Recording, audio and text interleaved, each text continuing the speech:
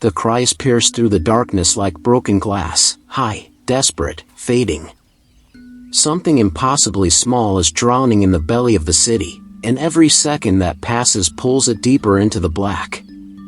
How does something this tiny survive when the whole world seems determined to drown it? I'm about to show you a fight that will redefine everything you think you know about survival. A battle so raw, so against all odds, that it'll leave you questioning what you're truly capable of when your back is against the wall. But here's what I need from you right now: hit that subscribe button. Because this isn't just about a kitten. This is about the miracle that lives inside every living thing when death comes knocking. And if you've ever felt like the current was too strong, like the walls were too high, like you were too small to matter, you need to see how this ends. Stay with me. Because in the next couple of minutes, you're going to witness something that most people will never see in their entire lives. The exact moment when giving up becomes impossible. If you believe that survival deserves to be celebrated, that every heartbeat matters no matter how small, don't you dare look away. This story will change you. It starts with a storm that showed no mercy. Viewers feel immediate helplessness. Psychology hack. Highlight belief pain. We often feel too small to survive life's currents.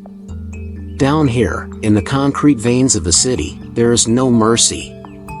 Only the raw mathematics of survival. The walls are slick with decades of rain, moss, and urban decay. Surfaces so smooth they might as well be glass. Every surface the kitten's paws touch offers nothing. No grip. No purchase. No hope.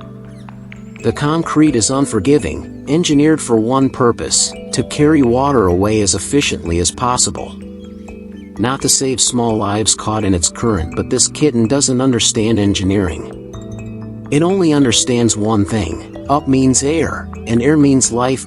So it claws. Tiny needle-sharp points dig into concrete that won't yield. The sound is heartbreaking, a desperate scratching that gets swallowed by the roar of rushing water. Each attempt sends vibrations through its small body, but the walls remain smooth, offering nothing but the cold truth of physics. The first claw breaks. A tiny crack that would be invisible to human eyes, but to a creature this small, it's agony. Then another. The pads of its paws begin to bleed, microscopic tears that wash away instantly in the torrent. But it doesn't stop. This is where something profound reveals itself, something that exists in every living creature but rarely gets tested this purely. The kitten's rational mind, if it could be called that, should be screaming to give up. The pain should be overwhelming. The futility should be obvious. Instead, it claws again. The water level rises with each passing minute. What started as a shallow stream is now a rushing river in miniature, and the kitten's tiny body is no match for its force. The current grabs it, spins it, slams it against the tunnel walls with the casual violence of nature. Each impact should break something this fragile. Each collision with the unforgiving concrete should end the fight. But somehow, impossibly, it keeps moving. Keep fighting. The roar down here is deafening, a sound that would terrify grown humans. It's the voice of tons of water moving with unstoppable force, carrying with it the debris of the city above. Leaves, trash, broken glass, all of it swirling in a chaos that threatens to grind anything small into nothing. And yet, in this maelstrom of noise, something else can be heard. Faint, nearly impossible to detect above the rushing water, but they're nonetheless mewing. The kitten is still calling out. Still announcing its presence to a world that seems determined not to hear. Each cry takes energy it can't afford to spend, uses oxygen it desperately needs, but it continues anyway. Why? Because something deeper than conscious thought is driving this tiny body forward. Something that exists in every creature, including you, but remains hidden until the moment when everything else falls away. The survival instinct isn't pretty. It isn't noble. It's raw, primal, and absolutely relentless. Watch what happens when the water pushes the kitten under completely. For 3 seconds, an eternity when you're drowning, there's nothing. No movement. No sound. Just rushing water over the spot where a life used to be. This is the moment. The moment where every living thing faces the same choice. The current is stronger. The odds are impossible. Logic says surrender, but then, movement. A tiny orange head breaks the surface, gasping, choking, but breathing. The kitten's body is being carried downstream by the current, further from any hope of escape, but its legs are still moving. Still swimming. Still fighting against forces that should have ended this battle minutes ago. You're watching something that most humans never see in their entire lives. The exact moment when survival becomes everything. When every other concern, comfort, safety, ease, disappears, leaving only the purest expression of life's refusal to quit, the kitten's body is pushed against another section of wall. This time, instead of smooth concrete, there's a slight imperfection, a small crack where 2 sections meet. It's barely noticeable, less than half an inch deep, but to desperate claws, it might as well be a mountain ledge. The tiny paws find this crack and grip with a strength that shouldn't be possible from something so small. For a moment, just a moment, the kitten is still. Not being carried by the current. Not tumbling helplessly. But the water keeps rising. What started as a refuge becomes a trap. The crack that saved the kitten is now below the waterline. To hold on means to drown slowly. To let go means to be swept away instantly. This is the mathematics of survival at its most brutal. There are no good choices. Only degrees of impossible, and yet, the kitten makes a choice that defies every rational calculation. It lets go, not in surrender, but in a desperate gamble that something, somewhere downstream, might offer a better chance. It releases its grip on the only solid thing it's found and allows the current to take it again. This is the moment when you realize you're not just watching a kitten fight for its life. You're seeing a reflection of something that lives inside you. Something that activated when you faced your darkest hour. Something that kept you moving forward when every rational voice told you to stop. The survival instinct doesn't negotiate. It doesn't weigh pros and cons. It simply refuses to accept the unacceptable. The water carries the kitten around a bend in the tunnel, into a section where the roar becomes even louder.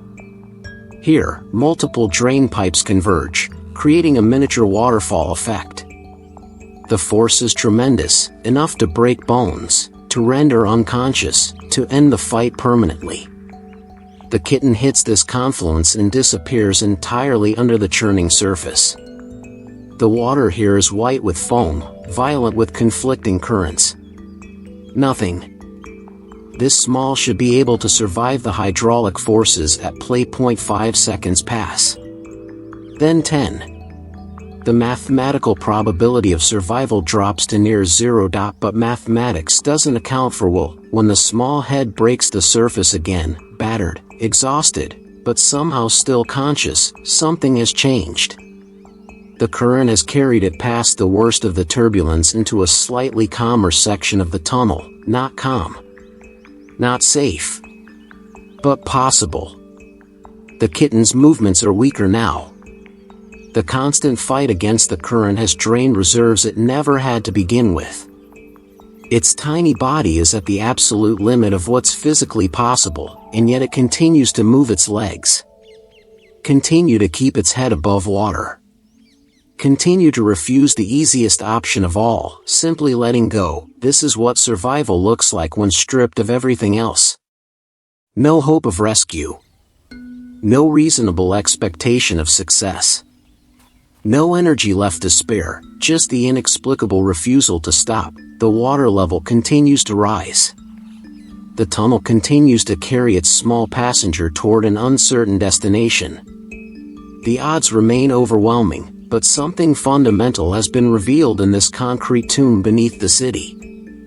Something that connects this tiny orange fighter to every human who has ever faced the impossible and somehow found a way to take one more step. The kitten moves forward not because it has a plan, but because stopping means dying. And something deeper than thought, older than fear, more powerful than exhaustion, simply will not allow that to happen. Not yet, not here, not like this. The fight continues.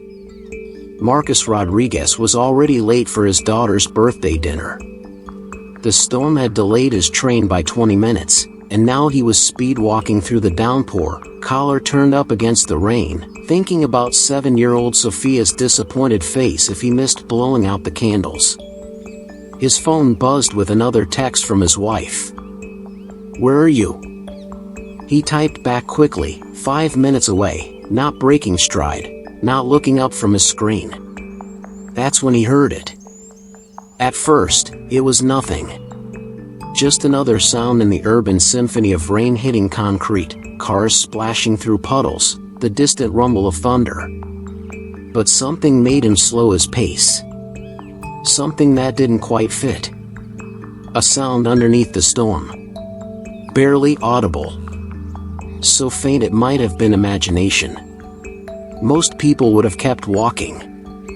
In a city of 8 million, strange sounds are white noise. You learn not to hear them, not to investigate, not to get involved. You have places to be. People waiting for you. Your own life to live. Marcus took 3 more steps before he stopped completely. There it was again. High-pitched, desperate, rhythmic. Not mechanical. Not random. Alive. He backtracked slowly, following the sound to its source. Each step took him further from his daughter's party, deeper into a mystery that logic said was none of his business. The sound was coming from below. From the storm drain at the corner of 5th and Madison, where runoff from 6 city blocks converged into the underground system. Marcus knelt on the wet sidewalk, pressing his ear close to the metal grate. The cold rain immediately soaked through his dress pants, but he barely noticed. The sound was clearer now. Unmistakable. Crying. Something small was crying for help in the darkness below. His first thought was practical: call 911. Let the professionals handle it. He pulled out his phone, started to dial, then stopped.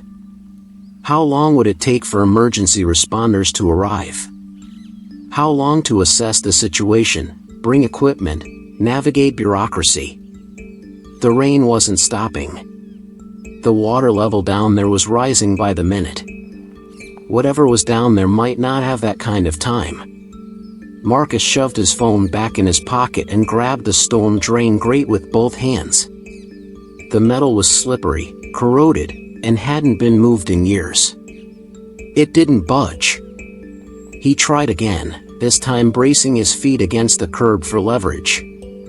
The grate shifted slightly, maybe an inch, but his dress shoes couldn't find proper traction on the wet concrete.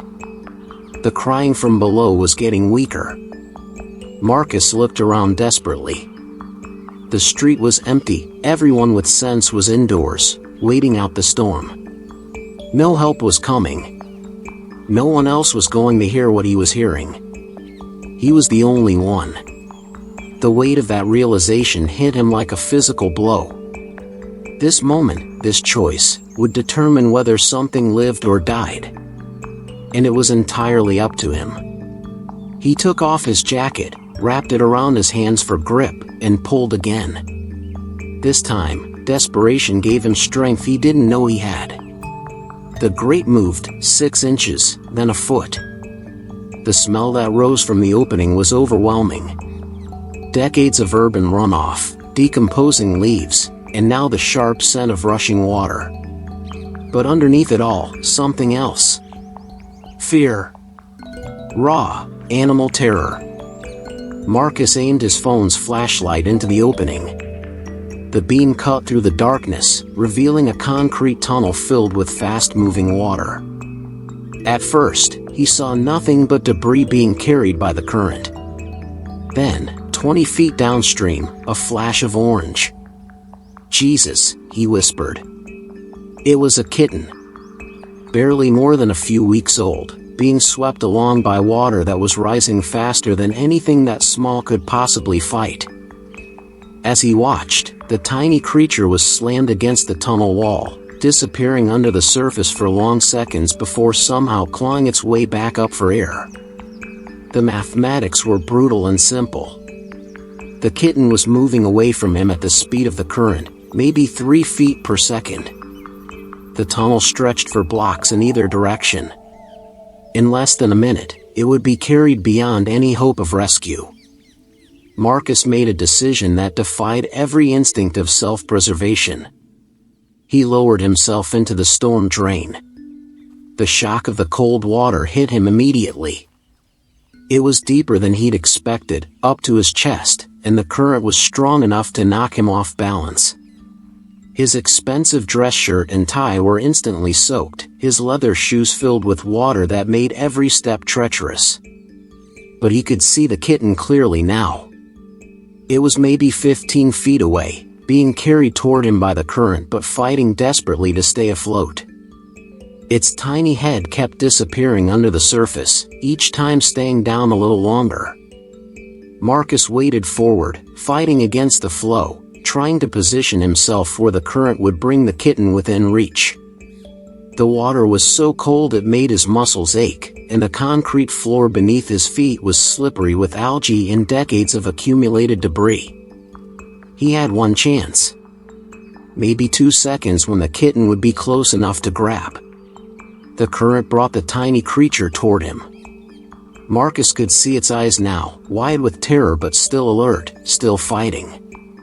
Its mouth was open, gasping for air between submersions. 3 feet away. 2 feet. Marcus lunged forward, his hand plunging into the frigid water, fingers spread wide, trying to catch something smaller than his palm that was moving at the speed of the current.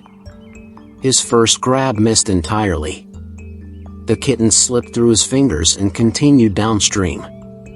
"No, no, no," Marcus muttered, splashing after it. The tunnel curved slightly ahead, and the current was carrying the kitten around the bend.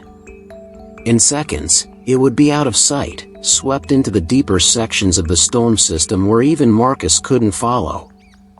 He lunged again, this time diving forward completely, submerging his head and shoulders in the freezing water. His hand swept through the darkness, feeling nothing but liquid cold and floating debris. Then, contact. His fingers closed around something tiny and warm and alive.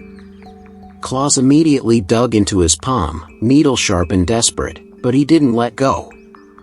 He'd found it. But as Marcus tried to stand, fighting against the current that was now trying to sweep both of them downstream, he realized the hardest part was just beginning. Getting out of this tunnel alive, both of them, would require a miracle of its own. The water level was still rising. His phone was dead, soaked beyond repair. No one knew where he was. And the kitten in his hands was barely breathing. Time stops when you're holding death in your hands. Marcus clutched the kitten against his chest, feeling for the flutter of a heartbeat that might not be there anymore. The tiny body was cold, so cold it felt like holding a wet stone. No movement. No sound. Just the terrible weight of something that had fought beyond its limits and finally surrendered. The water around his waist continued to rise, but Marcus couldn't move. Not yet. Not until he knew. He pressed his ear to the miniature chest. Through the roar of rushing water and the pounding of his own heart, he listened for the faintest rhythm of life. Nothing. The silence stretched into eternity. Each second without a heartbeat was another step deeper into failure. Another moment where his desperate dive into the storm drain became meaningless. Another tick of the clock toward the unbearable truth that he'd been seconds too late. Marcus lifted the kitten closer to his face, studying the delicate features. The tiny pink nose. the whiskers barely visible against orange fur. Eyes that would never open to see sunlight. This was the moment where most people would give up.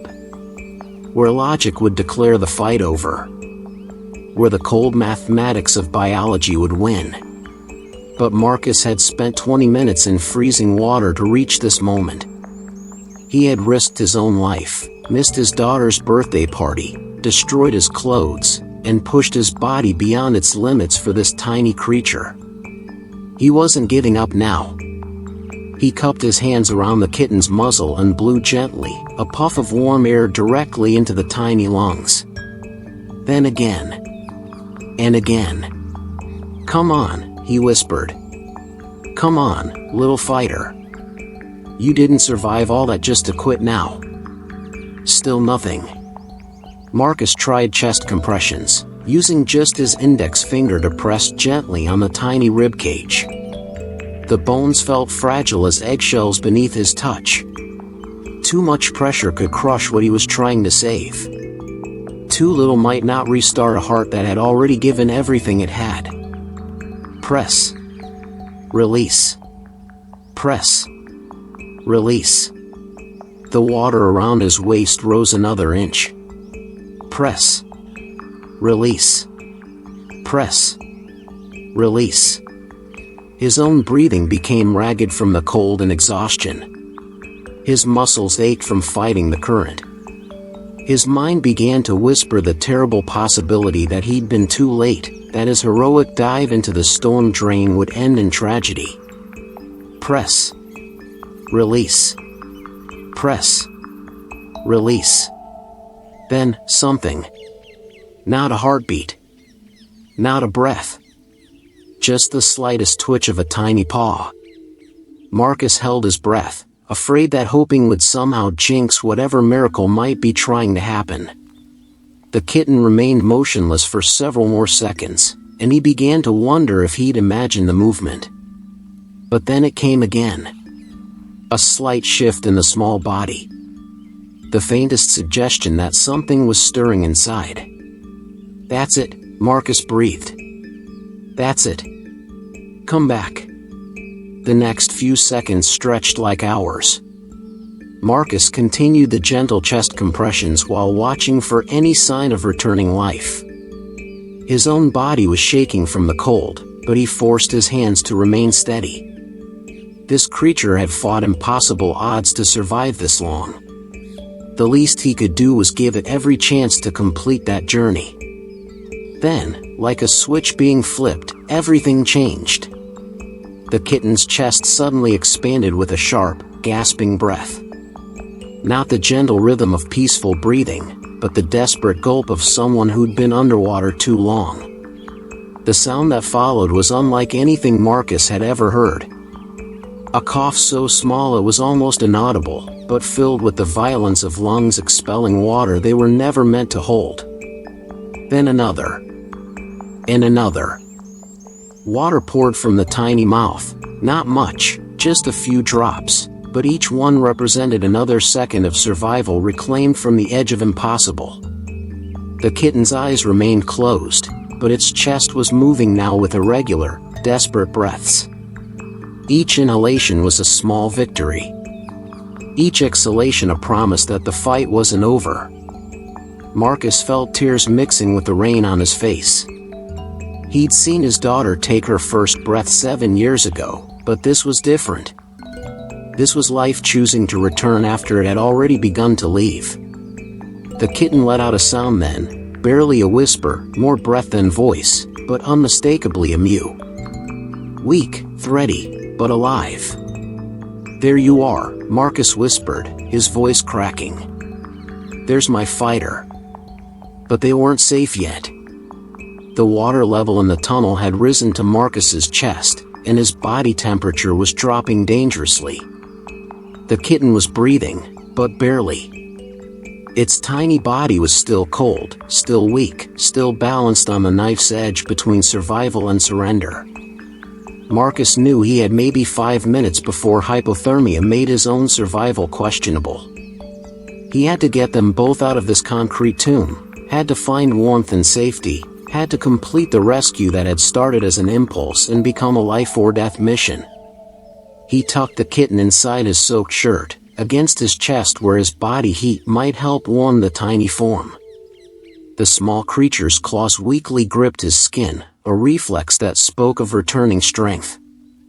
The journey back to the storm drain opening was the longest 20 feet of Marcus's life. Fighting against the current while protecting something so fragile required strength he wasn't sure he still had. Each step was a calculated risk. Each movement had to account for the precious cargo pressed against his chest. When Marcus finally reached the opening and hauled himself up onto the sidewalk, both he and the kitten were at their absolute limits. The cold rain that had started this entire crisis now felt warm compared to the underground water. The streetlights seemed impossibly bright after the tunnel's darkness.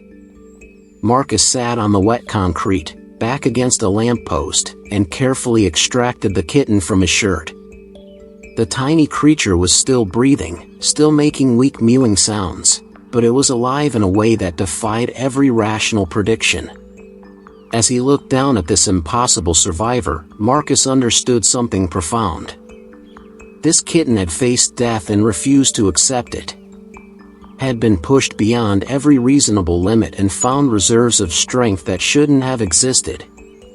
And if something this small could fight that hard, could refuse to surrender when everything seemed hopeless, could somehow find the will to take one more breath when breathing seemed impossible. What did that say about what any of us might be capable of when we stop accepting that defeat is inevitable? The kitten's eyes opened then, just a crack, but enough to meet Marcus's gaze. In that moment, two survivors looked at each other and recognized something fundamental. They had both discovered what they were made of when everything else was stripped away. And they were both still here to tell about it. If this little fighter didn't give up when the whole world was trying to drown it, maybe you shouldn't give up either. Maybe none of us should. Because sometimes, the miracle isn't avoiding the storm. Sometimes, the miracle is what you discover about yourself when you're drowning in it. The fight was far from over. But for the first time since this began, survival seemed possible. Dr. Sarachin had seen everything in 20 years of emergency veterinary medicine. Poisonings, car accidents, animals pulled from fires. But when Marcus Rodriguez walked through her clinic doors at 11:47 p.m., soaked to the bone and cradling something impossibly small, she knew immediately this case was different. "I found it in a storm drain," Marcus said, his voice hoarse from cold and exhaustion. I think it might die." Dr. Chen took the kitten with the practiced care of someone who understood that life could slip away in the space between heartbeats. The tiny body felt like a whisper in her palms, so light it seemed gravity might not even apply to something this fragile. Her first assessment was clinical, automatic. Body temperature, dangerously low. Respiratory rate, irregular and shallow. Heart rate, weak but present. Neurological response, minimal but detectable. "You got here just in time," she told Marcus quietly. Maybe 5 minutes later would have been too late. But Dr. Chen had learned that medicine was only half of what determined survival. The other half was something that couldn't be measured on any instrument, the inexplicable will to keep fighting when fighting should have been impossible. And this kitten, despite everything it had endured, was still fighting. The first priority was warmth. Hypothermia killed more rescued animals than their initial injuries ever did. Dr. Chen wrapped the kitten in heated blankets, creating a cocoon of artificial safety around a body that had known nothing but cold violence for the past hour. The transformation began almost immediately. Where before there had been shallow, desperate gasps, now breathing became deeper, more regular. The tiny chest rose and fell with increasing confidence, each breath a small declaration that death could wait a little longer. The kitten's heart rate, monitored by sensors that seemed enormous against its miniature frame, began to stabilize. Not strong yet, Nothing about this creature was strong in any conventional sense, but steady. Persistent. Refusing to quit. "Look at that," Dr. Chen murmured, watching the readouts with the kind of professional amazement that comes from seeing biology defy its own rules. "Whatever this little one is made of, it's tougher than it has any right to be." Marcus stood beside the examination table, still dripping stone water onto the clinic floor, watching this creature that had somehow become the most important thing in his world. His daughter's birthday party was long over. His phone was destroyed. His clothes were ruined. None of it mattered. What mattered was the slight stirring beneath the blankets. The almost imperceptible shift that suggested consciousness was returning to a mind that had spent the last hour focused solely on the mechanics of not dying. Dr. Chen began the delicate process of examination, checking for internal injuries that might have been sustained during the kitten's underground ordeal. Her hands moved with the kind of gentle precision that comes from understanding that sometimes healing requires the lightest possible touch. No broken bones, a miracle in itself after being slammed against concrete walls by rushing water. No signs of internal bleeding. The tiny paws showed scrapes and cuts from clawing desperately at tunnel walls, but nothing that wouldn't heal. "It's like it knew exactly how to protect itself," Dr. Chen said, more to herself than to Marcus. Every impact, every collision, somehow it managed to avoid the worst of it. Or perhaps, Marcus thought, watching the steady rise and fall of the tiny chest, it had simply refused to let anything be the worst of it. The kitten's eyes began to flutter open, not the desperate, unfocused gaze of trauma, but something approaching normal feline curiosity. Weak still, but present. Aware. When those eyes found Marcus's face, something passed between rescuer and rescued that transcended species, circumstance, and the clinical environment around them. Recognition. Gratitude. The shared understanding of two creatures who had looked death in the face and somehow convinced it to wait. The kitten made a sound then, not the desperate crying that had first caught Marcus's attention in the storm drain, but something softer. A tentative purr, barely audible, that spoke of comfort being rediscovered after unimaginable terror. Dr. Chen smiled, the kind of expression that veterinarians reserve for the moments when medicine becomes miracle. "That's the sound of a survivor," she said. "This little one isn't just going to make it. It's going to thrive." The contrast was almost overwhelming to witness. An hour ago, this creature had been drowning in the belly of the city, fighting currents that should have been impossible to survive, clawing at walls that offered no hope of escape. Now it lay wrapped in warmth, breathing steadily, purring softly, surrounded by gentle hands and healing light. From death's edge to absolute safety. From drowning in darkness to being held in light. From fighting alone against impossible odds to being surrounded by creatures determined to help it heal. Marcus reached out slowly, offering his finger to the tiny mouth. The kitten's response was immediate, a small, sandpaper tongue that rasped weakly against his skin. Not desperate now. Not dying. Just alive. "What are you going to call it?" Dr. Chen asked. Marcus looked down at this impossible survivor, this creature that had redefined his understanding of what was possible when everything seemed hopeless. "Miracle," he said without hesitation. "Its name is Miracle. Because that's what this was. Not just the kitten's survival, but the entire chain of impossible events that had led to this moment. The storm that created the crisis. The faint cry that somehow cut through urban noise. The decision to stop walking. The strength to lift an immovable grate. The courage to dive into rushing water. The precise timing that made rescue possible. And underneath it all, the inexplicable refusal of something tiny to accept that its story was over. Dr. Chen began preparing the kitten for a recovery stay, 4 fluids to address dehydration, antibiotics to prevent infection, careful monitoring to ensure no delayed complications from its ordeal. But watching the steady breathing, the peaceful sleep, the complete transformation from drowning victim to thriving survivor, she knew this was no longer about medical intervention. This was about witnessing what happens when the will to live meets the refusal to give up. The storm outside was finally beginning to ease.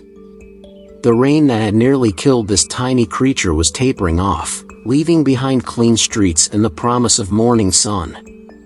Inside the clinic, wrapped in warmth and safety, Miracle slept the deep sleep of someone who had earned their rest.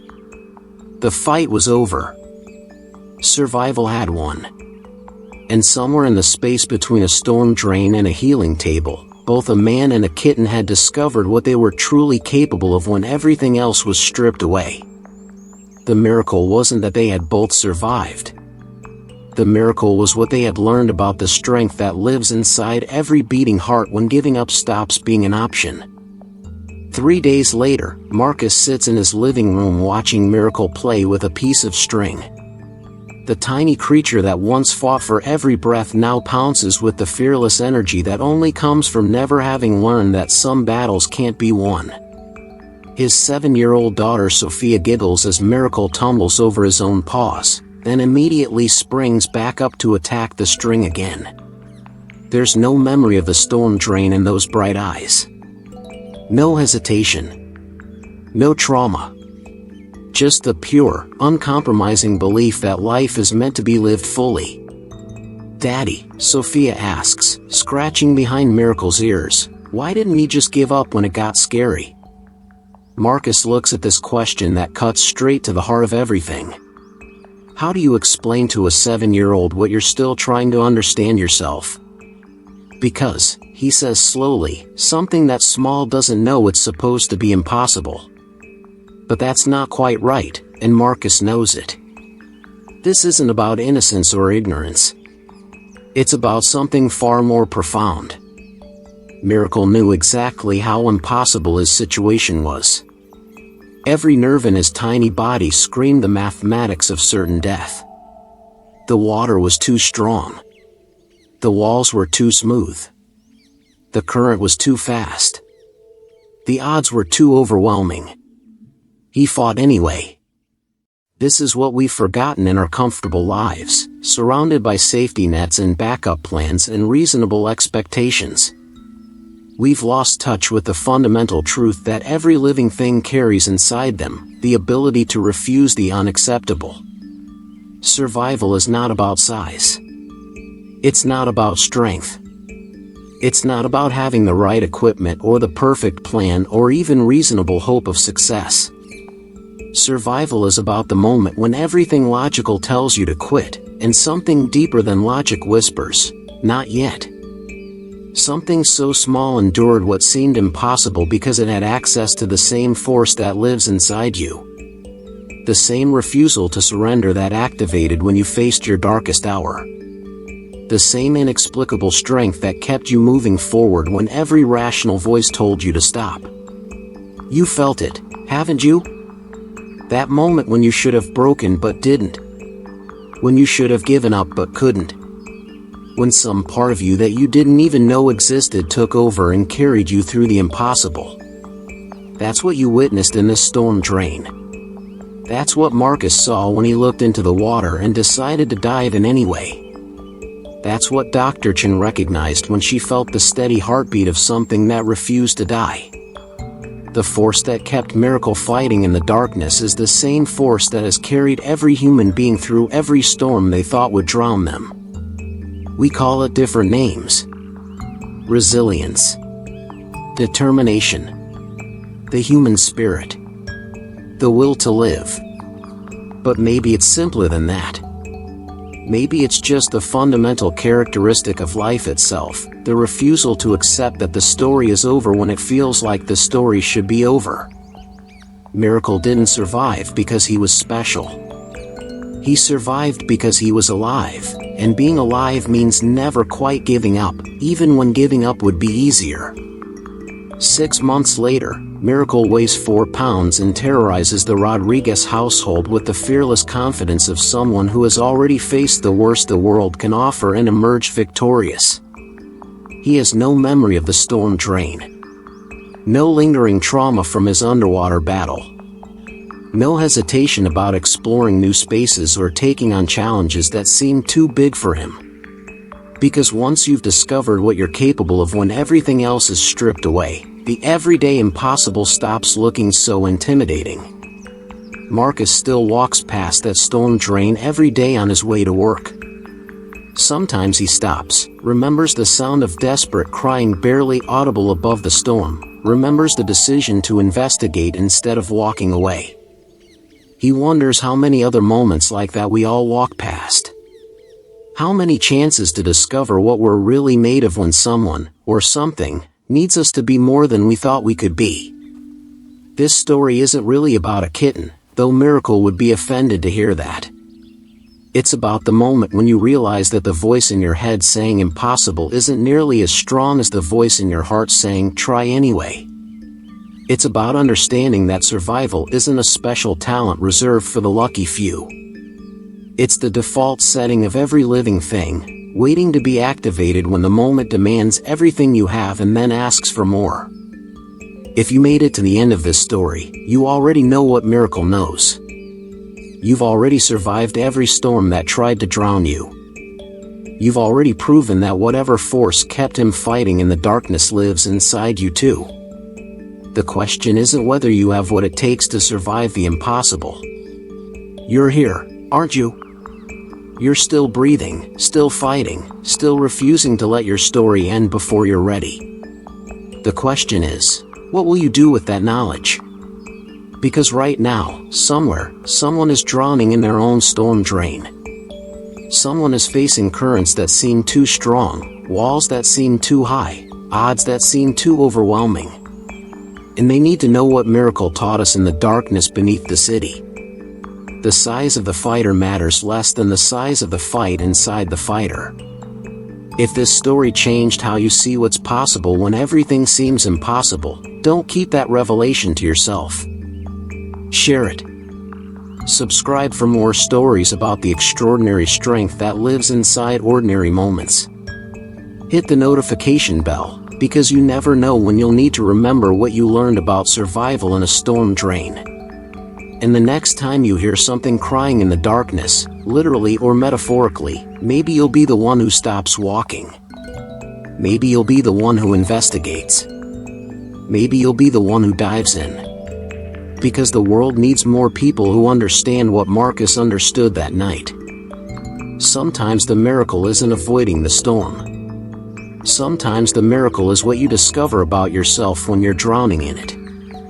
Welcome to the family of survivors. You've always belonged here. You just needed a tiny orange fighter to remind you.